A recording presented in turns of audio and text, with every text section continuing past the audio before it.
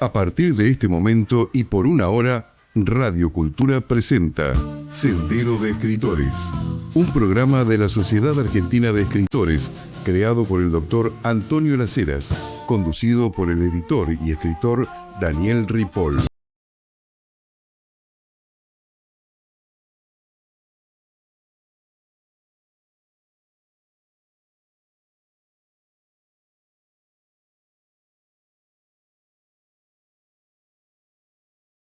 Es un sendero nocturno, como ustedes saben, que recorremos entrevistando a personalidades y escritores y escritoras de la Argentina y afortunadamente también del exterior y de las provincias.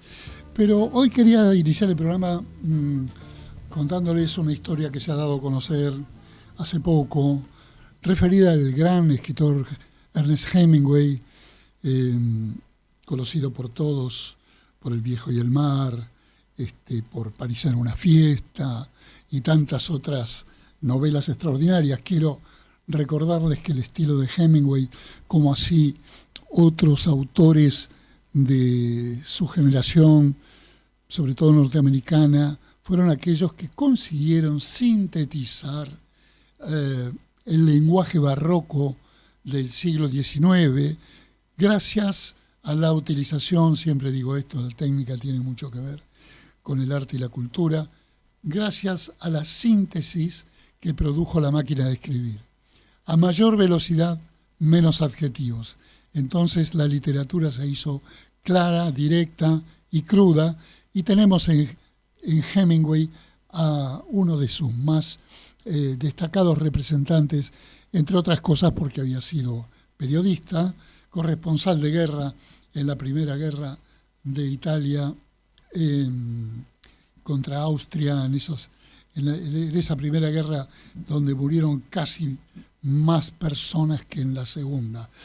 Fue una guerra larga, encarnizada, una guerra de trincheras, y allí Hemingway cuenta la historia de un ambulanciero que va recorriendo las montañas italianas recuperando cadáveres. Lo cierto es que ahora hubo una dedicatoria escrita días antes de morir de Hemingway, de morir por provocarse el suicidio, que ahora va a pasar al acervo del Museo del Nobel, del Premio Nobel. ¿Qué es lo que había pasado? En 1961, el escritor norteamericano dedicó una copia del Viejo y el Mar, maravilloso libro, en reflexiones en solitario persiguiendo al pez espada, tan famoso, se lo dedicó a una enfermera que lo había atendido. Durante más de 60 años, unas hermanas franciscanas guardaron el ejemplar dedicado que ahora se va a exhibir en Suecia. Ernest Hemingway, que era quizás un delirante, un paranoico, un depresivo y finalmente un suicida, fue tratado en aquella oportunidad, en 1961, en la clínica Mayo, donde fue atendido por un equipo de enfermeras católicas dirigido por la hermana Inmaculata. Los detalles de esa relación de Hemingway con estas hermanas católicas se han perdido en la historia, pero su conexión era lo suficientemente estrecha como para impulsar a Hemingway, que era ya un hombre muy conocido por todo el mundo, no desconocían las enfermeras quién era, a regalarle a la hermana una copia de su conocida y aclamada novela El viejo y el mar, con una dedicatoria personal y optimista que fechó el 16 de junio de 1961, pocos días antes de dispararse y suicidarse. La dedicatoria decía así: a la hermana Inmaculada, este libro. Me alegra escribir otro tan bueno para ella cuando mi suerte como escritor vuelva a ser buena. Ojalá que así sea.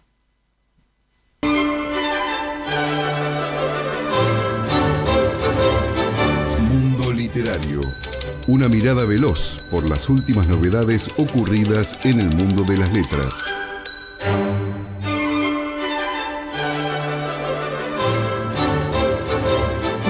salen a subasta fotos inéditas, cartas y manuscritos de Oscar Wilde.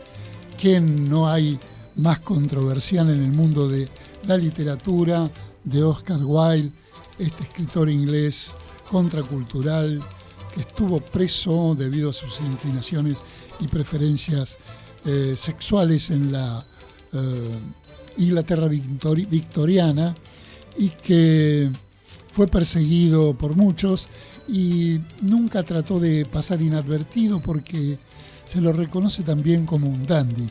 Es recordada, y hay una estatua con esto, su chaqueta verde, su famosa chaqueta verde que usaba durante muchos años. Bueno, lo cierto es que las icónicas imágenes que ayudaron a crear el inconfundible estilo del autor británico junto a textos personales saldrán a la venta como parte del 125 aniversario de su muerte. Es raro esto de hacer un remate para celebrar el aniversario de la muerte de alguien. Pero bueno, todo vale en este mundo del siglo XXI. Lo cierto es que el interés por Oscar Wilde y su legado se reaviva este año con la subasta de Bonhams, que es una casa de coleccionismo de objetos, y allí habrá cartas, manuscritos relacionados con uno de los grandes nombres de la literatura, como es Oscar Wilde. La venta está programada para el 18 de febrero y coincidente con el 125 aniversario, como dije, de la muerte de este autor. La subasta ofrece al público la oportunidad de acceder a piezas históricas y personales que reflejan tanto su genio literario como los episodios dramáticos de su vida. Recuerden ustedes que estuvo preso y en esa prisión, a causa de este problema que tuvo con un joven británico, escribió su libro, uno de sus libros más importantes, De Profundis. Pero bueno, entre los lotes se encuentra el recibo por 77 francos del funeral de Wilde en París, así como ediciones firmadas, cartas y los emblemáticos retratos realizados por Napoleón Cerny, imágenes que forjaron el aspecto, el público, la imagen pública de Oscar Wilde y simbolizan su vigencia artística y cultural. Veremos qué pasa y vamos a informar luego del 18 de febrero. Seguimos. Premios por aquí, premios por allá. Lo cierto es que el escritor José María Micó ganó el premio Senda. Senda es el premio Senda de traducción. Senda es la página, la revista que sale en España, que suele traer interesantes artículos sobre Hispanoamérica y sobre España. Micó es una figura sorprendentemente versátil y polifacética. Poeta, filólogo, profesor, músico. Su trabajo en la versión al castellano de clásicos italianos como Orlando Furioso de Ariosto o La Comedia del Dante, a los que ha dedicado incontables horas a lo largo de varios años. Recordemos que el argentino Dante Aulicino también es uno de los grandes traductores del Dante al español, junto con alguien que debemos recordar que fue un expresidente de la Nación, Bartolomé Mitre. Volviendo entonces al tema de Micó, se dedicó a todas estas traducciones y por esto le han dado el premio, y que le han valido un puesto de honor en el panorama de la traducción de Cataluña, por lo menos, que es su nación original, y sin embargo España le va a entregar este premio a Micó en la ciudad de Madrid.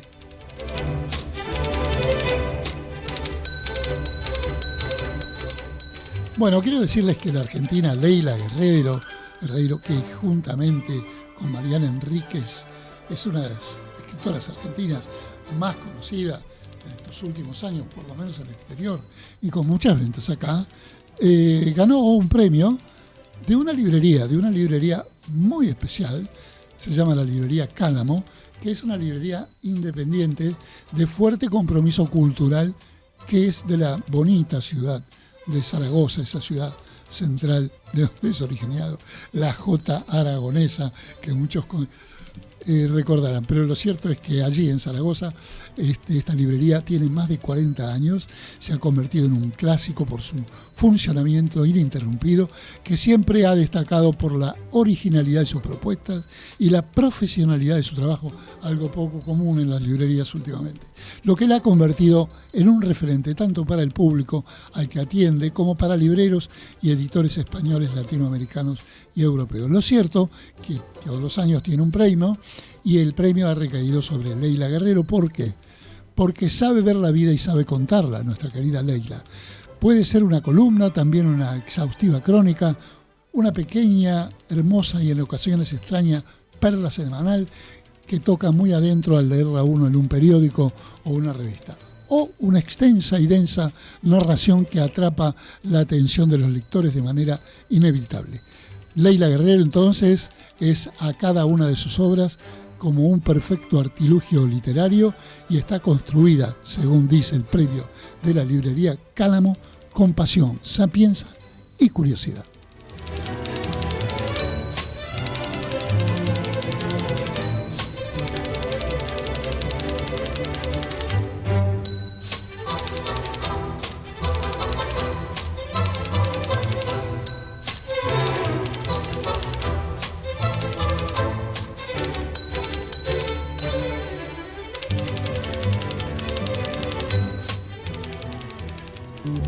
¿Usted escribe poesía, ficción, ensayo, novela, dramaturgia? Entonces tiene que pertenecer a la Sociedad Argentina de Escritores. Lo esperamos para darle toda la información de lunes a viernes de 14 a 19 horas en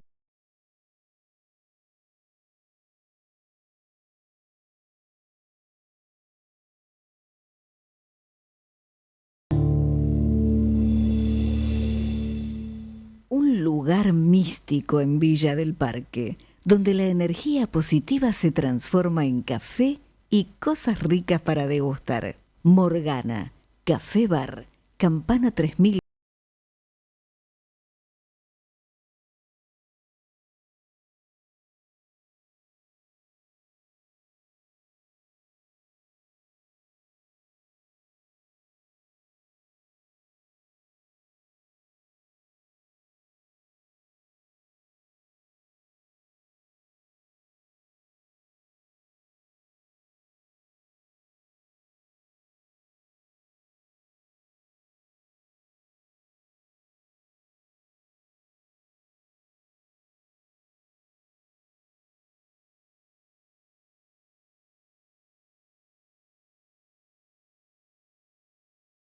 Las noticias, pero hoy he recibido la triste noticia del fallecimiento de Adrián Bar, uno de los músicos patricios de la generación argentina de los años 70, con su grupo Orions Beethoven, y en los últimos años se había dedicado a la escritura.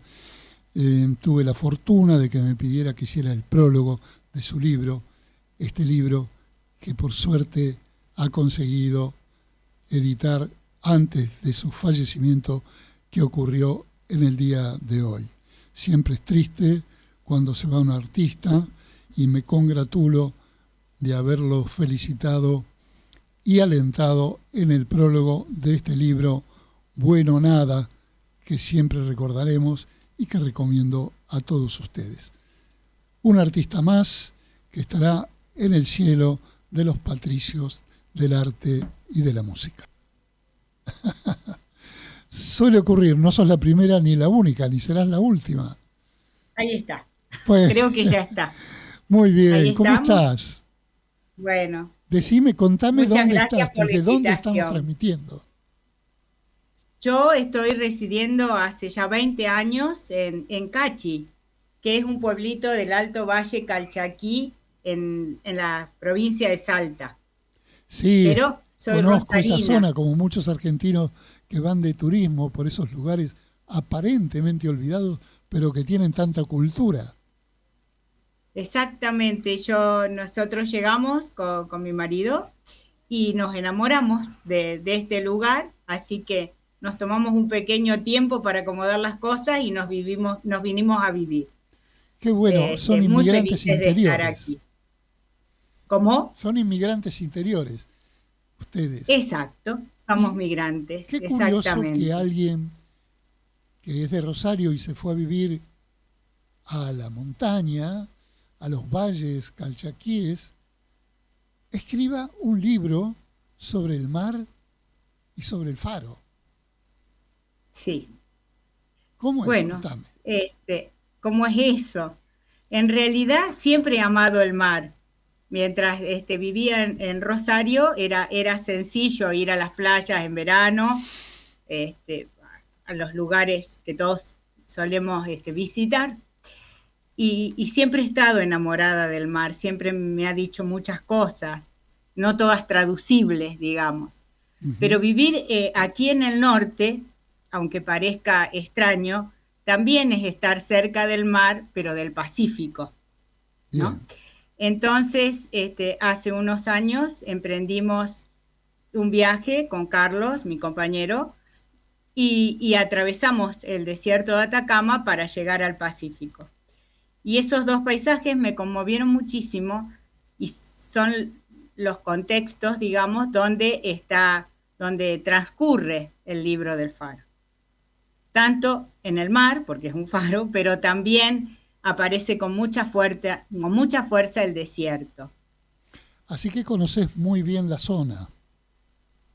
Bueno, la conozco, yo creo que es inabarcable, honestamente. Me parece que el desierto de Atacama es inabarcable, pero lo conocí lo suficiente como para conmoverme.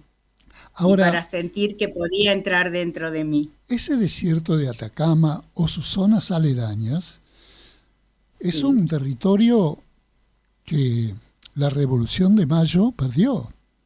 Era un territorio Claro, que hoy sería la claro. Argentina. Claro, en principio pasó a ser de Perú y ahora es parte de Chile, ¿no? Digamos que en principio era parte del Virreinato del Río de la Plata, Por supuesto, era luego parte del Virreinato adjudicado del Río de por la la Plata. Revolución de Mayo a lo que luego serían las Provincias Unidas y la Argentina, pero Claro. yo no Perdimos conozco un Tarija, lugar, por pero me ejemplo, gustaría preguntarle ¿no? a Es una Bolivia hoy argentina día. qué siente al estar en ese territorio quizás perdido. Yo lo que siento es que es un territorio que me traspasa. O sea, esa inmensidad, eso que podría parecer, no sé, seco tal vez, bueno, es seco, pero quiero decir seco en otro sentido, ¿no? Que podría transmitir solamente aridez. Para mí lo que transmite es inmensidad y es algo que me llega, entra en mí y giro en eso, ¿no? Fue todo un descubrimiento ya de grande, pero fue una parte del planeta que me ha conmovido totalmente y con la que siento lazos, pese a ser una mujer de llanura, verde. Bien, ahora entiendo que también allí hay uno de los cielos más translúcidos del planeta. Inclusive hay Exactamente. importantes observatorios del espacio, ¿verdad? ¿Verdad? Es así. ¿Y Yo eso no se he refleja? podido disfrutar de eso, pero esos cielos sí están en el libro del faro. Ah, muy bien. Bueno, tenemos que recordar que Ruiz es también una docente. Contame tu labor allí en Cachi, en Salta. Bien, bien. Yo en Cachi he ejercido la docencia a nivel formal en escuelas secundarias, soy profesora de literatura en escuelas secundarias y también en el VESPA, que es el bachillerato para adultos. Pero en realidad toda mi vida la he dedicado a los talleres de lectura y escritura y eso ha sido lo que he hecho y lo que sigo haciendo. Y creo que si hay algo para resaltar de mi trayecto en Cachi, es que con otras maestras, fuimos 9 en total, redactamos el libro Ñañito. La palabra Ñañito significa hermanito. Ajá. Y hace bastantes años atrás la cultura del valle no solo estaba silenciada, sino que era algo como para ocultar, digamos. Nadie lo valoraba lo suficiente. Y ocurría que en muchas de las escuelas, con la mejor intención de los docentes, los niños lo primero que perdían era el habla regional, y con el habla toda su cultura. Con buena intención, digamos. ¿Cuál es el ¿no? habla regional? ¿El aymara? Y el habla regional, es la lengua castellana, pero llena de modismos. Esos modismos, algunos vienen del quechua. Regionales, claro. Y es una manera de hablar muy particular, como un santiagueño habla distinto, como los rosarinos nos comemos la S. Claro. Es decir, tenemos un país que habla la misma lengua, pero de maneras diferentes. Bueno, aquí se entendía, en general, que los niños debían manejar la lengua estándar, que no está mal, pero con exclusividad. Al sacar la lengua de la escuela, de la vivencia diaria de la escuela, los chicos en general se quedaban mudos. Porque si cada palabra que decían se le corregía por la que debería ser, claro, ¿no?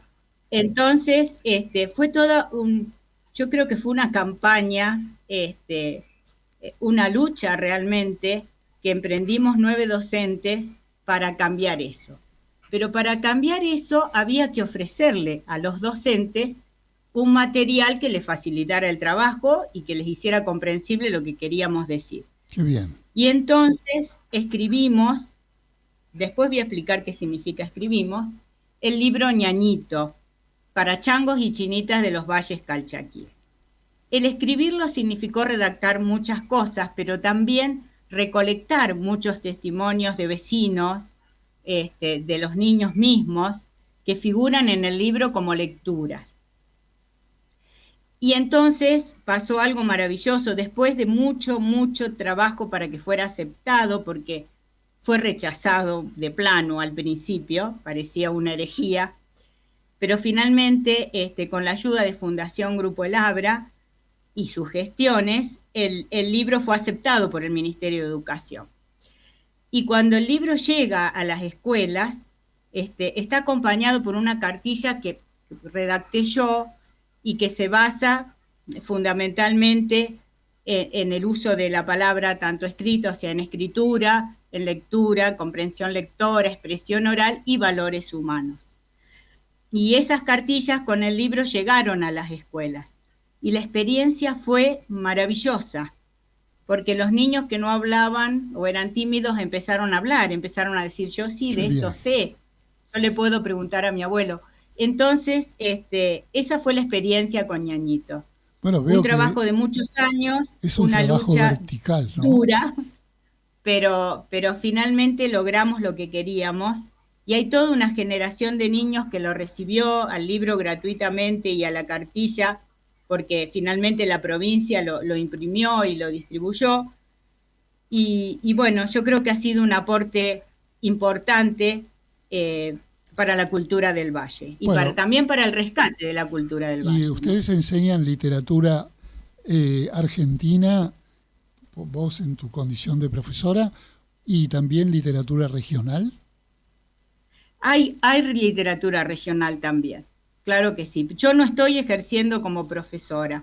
En este momento ya tengo 72 años, así que es hora ya hace bastante que dejé las escuelas y está muy bien. Yo trabajo con talleres de lectura y escritura. Y trabajo con vecinos comunes y silvestres, ¿no? O sea, no con vecinos que algunos ni tienen el secundario.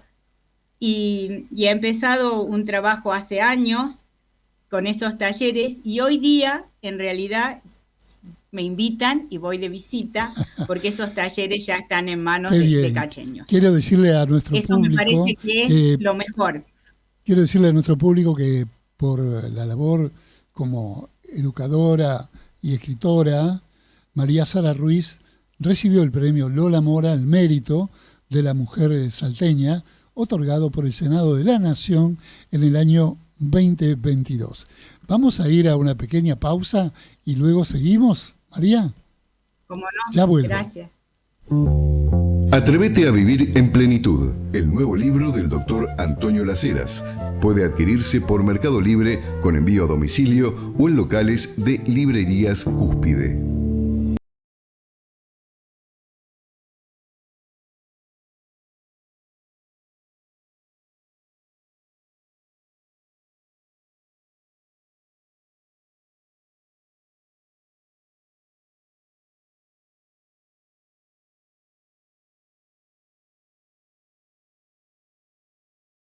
escritores@gmail.com.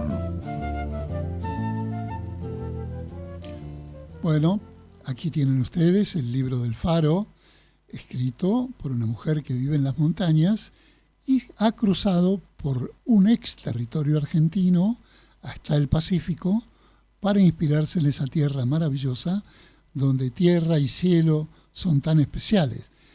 Y en la contratapa de este libro, el prestigioso escritor Fernando Sánchez Cini ha dicho de él: tiene, además del cariz de invocación y de aleccionamiento sobre el sentido de la vida, una potencia emotiva inusual. La dimensión romántica se da permanentemente en sus páginas, sujeta a un tono sostenido y nunca distante de la percepción inmediata. Hola, María, ¿es cierto esto que dice Sánchez Cini?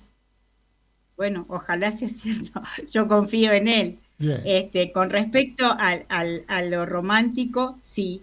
Los fareros son una pareja que llegan jóvenes al faro, pero ya conociéndose y viviendo juntos desde hace mucho. Y bueno, y van viviendo y van envejeciendo en el faro, pero Voy mostrando de una algunas manera... ilustraciones. Ahí están, ahí están. Esa es la imagen más hermosa para mí. Aprovecho para decir que las imágenes las realizó Mariano Cornejo, un artista plástico salteño, y que son maravillosas y que me las ha regalado. Son muy buenas. Así que es hermoso poder compartirlas. Bueno, los fareros llegan al faro y empiezan a recibir visitantes, algunos reales, otros no reales, pero a todos los reciben sin cuestionarlos, los reciben tal como son y tratan de ayudarlos en la medida de las posibilidades. Y ese sería el argumento un poco del faro, ¿no? O sea, los fareros y los visitantes. Y finalmente, bueno, habrá que leer el final, pero es toda una experiencia para ellos, ya grandes. Bueno, son infinitos tópicos los que has tratado, Ruiz, en esta, ¿cómo podemos decir? Relatos, vamos a llamarle relatos, porque no son cuentos. Yo creo que son relatos ni son interrelacionados, ¿no? Y tiene temas como gajos de luna, mudanzas, la biblioteca, el diálogo, los Michichulis, ¿es cierto esto que estoy leyendo? Michi Luis. Ah, Michi Luis. Michi Luis es un personaje, es un gato, Michi Luis. Michi Luis. Y yo creo que ese capítulo habla mucho del amor y del desapego, ¿no? Hay 2 capítulos dedicados a Michi Luis, en que en realidad más que él juegan los otros personajes, y me parece que lo que trata es de amar hasta el desapego. Y decime, en esa costa tan abrupta, en esa tierra tan árida, ¿hay algunos faros que vos has visitado? Tengo que confesar que nunca he visitado un faro. Qué bárbaro. Espero que en algún momento pueda hacerlo. Así se los imagina Mariano. No he visitado un faro, honestamente. Espero poder hacerlo algún día, pero yo creo que el faro tiene una carga simbólica muy importante, ¿no? Bueno, de eso se trata el escritor, ¿no? De imaginar. ¿Cómo? De eso trata ser escritor, de imaginar aquellos lugares que inclusive no conoce. Te voy a spoilear un poco porque al final del programa vamos a pasar a algunos de los faros más bellos del mundo. ¡Ay, qué maravilla! Que creo que va a ser un buen cierre para tu libro. Pero contame de los capítulos del Michi Luis. Bueno, una noche de niebla, los fareros estaban en la sala del faro y sienten que golpean la puerta y aparece un personaje que es un marinero muy mojado, muy preocupado. Y entonces ellos le abren la puerta, por supuesto, le ofrecen toallas para que se seque y demás. O sea, siempre reciben todo el mundo muy bien. Y le preguntan por qué vino. Y él les dice que en realidad lo que ha pasado, ¿a dónde iba?, le preguntan. Y él dice, no iba, sino que venía. Y venía a dejarle su gato, porque él iba a ir a tierras muy frías y no podía llevárselo. Y entonces empiezan a buscar al gato que no encontraban y finalmente lo encuentran. El gato queda con ellos y queda mucho tiempo con ellos y de a poco se va narrando como yo tengo gatos, he tenido y ahora tengo una gata hermosa, como poquito a poco se va acostumbrando a la vida de los fareros y se va integrando muchos capítulos después, más adelante, por eso digo que están interrelacionados. Regresa el marino a buscar su gato. Bueno, el desenlace lo tendrán que leer. Sí, pero en realidad, por eso digo, es una historia de amor, aunque haya un gato de por medio. De amor de los fareros hacia el gato y de amor del marino hacia el gato también. Así que esa es la historia de Michi Luis.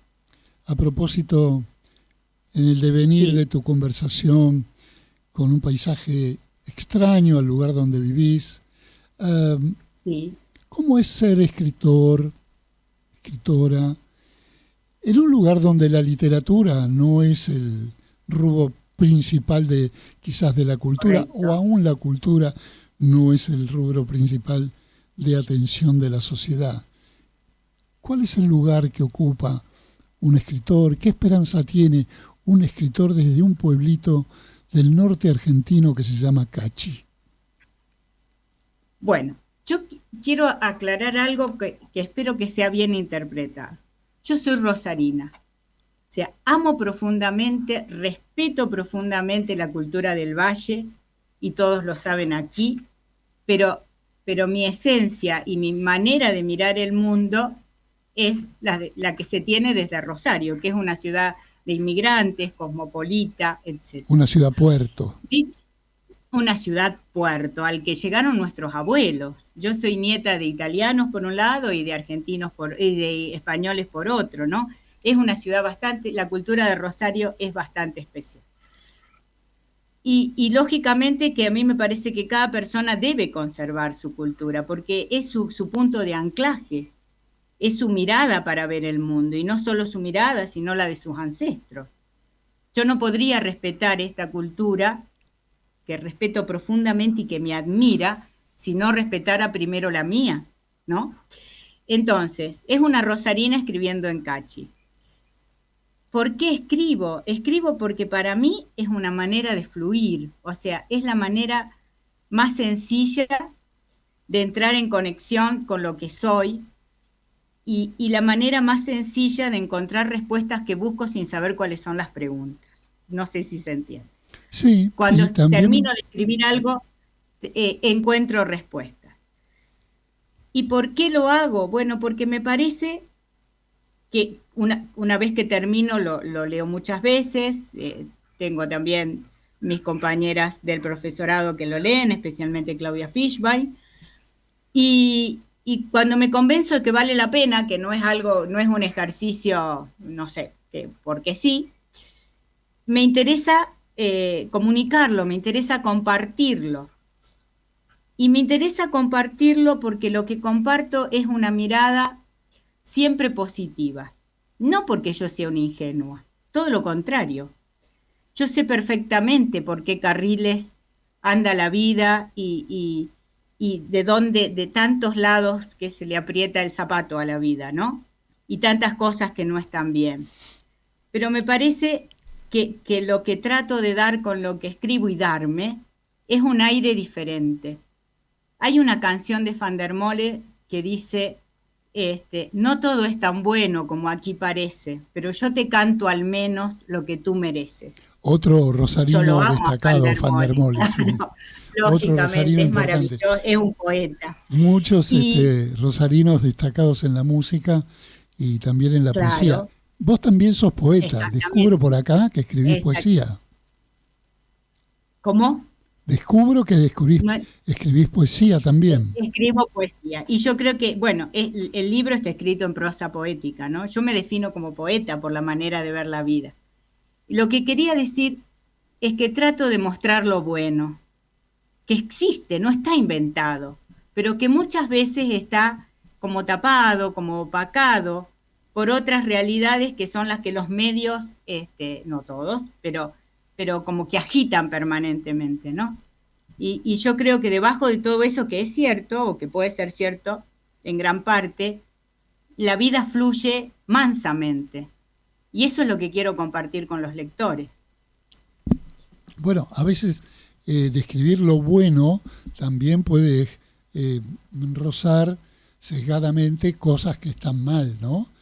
Y Exactamente, hablando inclusive exactamente. bien de las cosas, uno puede dejar en claro qué es lo que está mal por oposición.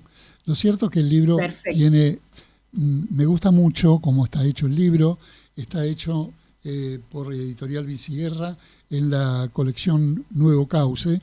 ¿Es tu primer libro en Vinciguerra?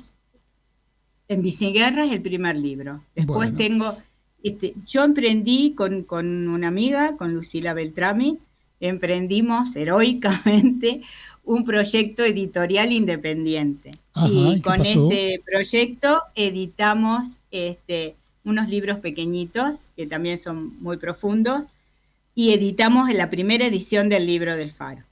Pero esta edición que ha hecho Vinciguerra realmente es un salto en diseño, en todo, en todo. Yo quiero decir que he sido tratada de la manera más cariñosa, más armónica, más amorosa posible, y que terminado el libro he podido notar ampliamente la diferencia, ¿no? Y no es una diferencia solamente estética, es la posibilidad de que llegue al lector de una manera más fluida, más que invite a la lectura. Así Bueno, que ha sido una experiencia que al principio me costó un poco, porque yo llevaba todos los hilos de lo que hacía, pero que ha sido enriquecedora y creo que facilita muchísimo la lectura e invita a la lectura. Así que ha sido una gran experiencia. les recuerdo a los lectores que estamos hablando, para aquellos que se suman en este momento, con María Sara Ruiz, una escritora que nació en Rosario, pero vive en Cachi, Salta, poeta y narradora, profesora de lengua y literatura, ha ejercido la docencia en el nivel medio y también en el terciario, y desde 1988 coordina talleres de lectura y escritura. ¿Cuáles son tus escritores, así que tenés a mano en estos talleres, que provengan de Salta o de Jujuy? Creo que de Jujuy es Héctor Tizón, ¿verdad? Sí, Fuego en perfecto. Casabindo, puede ser Y la bueno, obra liminar de él. yo por ejemplo, perdón, sí, No te no mencionaba hablo. Fuego en Casabindo como un libro muy importante de aquella región. Bien, hay poetas no tan conocidos como Marcelo Suti, que escribe sonetos, a quien yo respeto, iba a decir Ay, por amo, fin pero alguien que escribe sonetos. ¿Cómo me gusta escuchar eso? El es soneto una no maravilla lo muerto. que escribe Suti, es una maravilla. Lo voy a leer. Y yo he trabajado mucho sus sonetos porque varios de sus libros, dos específicamente, hablan del Valle Calchaquí. Ah, qué bueno. Entonces, que ellos se encuentren con el Valle Calchaquí visto en otros ojos, es un poeta salteño, me parece muchísimo, muy bien. Y he trabajado mucho a Suti, también a Castilla, y Claro, también Castilla, famoso en toda la Argentina. Teuco Castilla, ¿no? Claro. Sí. También has O sea, hablado a de... Castilla, Manuel Castilla, Sí, que sí. es muy importante, ha sido muy importante trabajar con Manuel Castilla, porque por su época nos lleva a las raíces de muchas cosas que se vivieron en el Valle, que corresponden más con los abuelos, digamos, pero Bueno, y el Teuco Castillo me parece que es un poeta, y con eso ya. También es un poeta, Mariano Cornejo, aunque lo conozcamos más a partir de la plástica. Claro. Y decime una Pero cosa. todo lo que leemos, o sea, en los talleres no se circunscribe a la literatura salteña, leemos todo tipo de literatura, incluso leemos artículos periodísticos, o sea, es muy, muy amplio, Muy ¿no? bien. Eh, Y el tema es decime, leer, pensar, hablar juntos y crecer. ¿cómo se entiende la literatura urbana, ultraurbana, por ejemplo, como la de Borges o la de González Tuñón, en gente que a lo mejor no conoce esa impronta cívica? Yo creo que si la literatura es verdadera, o sea, es esencial, ¿sí? Y que las esencias se transmiten, más allá de que haya un entorno que sea diferente. ¿Me explico lo que quiero decir? Sí, O claro. sea, me parece que precisamente la literatura y sobre todo la poesía, no tiene, puede tener arraigos en algunos rasgos, pero en esencia es una y va de alma a alma. Y eso es muy fácil de ver. Y si va de alma a alma, ¿cuál es tu sesgo como profesora al momento de explicar tus preferencias y por qué a tus alumnos o a la gente que participa en tus talleres? ¿Cuáles son tus preferencias? Ellos no saben cuáles son mis Ah, preferencias, porque yo no quisiera marcarlos con mis preferencias. Entonces, yo llevo materiales. Repito que en este momento eso mismo lo están haciendo solos los talleristas y me parece maravilloso. Pero bueno, mientras yo coordinaba mis talleres, o si de vez en cuando coordino alguno, yo llevo lo que me... Y soy bastante intuitiva para elegir. A veces elijo más el tema que el autor, pero lo llevo, lo pongo sobre la mesa, como si llevara panes, y allí vemos qué pasa. bien. Estamos Trato hablando de con ser María Serrar lo Luis, más amplia posible, no solo mis preferencias. que acá sí podemos leer sus preferencias en este libro del Faro, que consta de una cantidad de narraciones y capítulos muy llevaderos, muy interesantes. Parezco un vendedor de libros, muy atinados para el Gracias. verano, muy atinados para el verano porque son muy cortos los cuentos los tramos, y con esa esencia misteriosa que tienen todos los faros. Aquí veo una pareja en este dibujo de Cornejo que ya estuvimos, ¿no?, allí debajo, que me imagino una pareja en este confín del mundo, que es el desierto de Atacama, donde este libro se ha inspirado. ¿Va seguido al desierto de Atacama? ¿Cruzás Bueno, ahora habitualmente? estamos planificando, no, fui esa vez, y ahora sí, estamos planificando un viaje para febrero. Vamos a ir con mi hijo, con mi nuera y con mi nietito. Así que vamos a volver a atravesarlos y vamos a llegar al mar. Estamos muy entusiasmados con ese nuevo viaje. Y decime una cosa, como Sí, literata, como poeta, ¿qué inspiración te dan los Andes, el desierto, el cruce de los Andes, llegar a ese mar Pacífico tan ansiado? ¿Qué es lo que se sustrae poéticamente de esa región? bueno, yo diría que estoy hecha, sabrá Dios por qué, para ver lo pequeño. Entonces, a mí me atrae a lo mejor una veta de color en el desierto, como digo allí, a lo lejos está la cinta de salar, o yo llego al paisaje por lo pequeño, y Bien, esa ni siquiera es la suma de lo pequeño, es como que cada pequeñez que puedo descubrir me abre puertas, ¿se entiende? sí, El paisaje del desierto es infinito y esa idea de infinito, bueno, es maravillosa y creo que de algún modo está dicho en el Faro, ¿no? A partir de uno de los personajes. pero mi entrada a ese infinito siempre es lo pequeño. Acá vivimos en una casa bastante grande, con bastante terreno. Para una ciudad sería mucho, para acá es normal. Y yo siempre ando buscando qué tal florcita, qué tal piedrita, que aquella nubecita, ¿no? Esas son mis puertas de entrada hacia lo que me desborda. Es decir, que la Eso inmensidad te conecta con lo pequeño, ¿no? Esa inmensidad y desértica. al revés. Busco una puerta pequeña para llegar al infinito. Claro. Por ejemplo, ahora está lloviendo mucho aquí.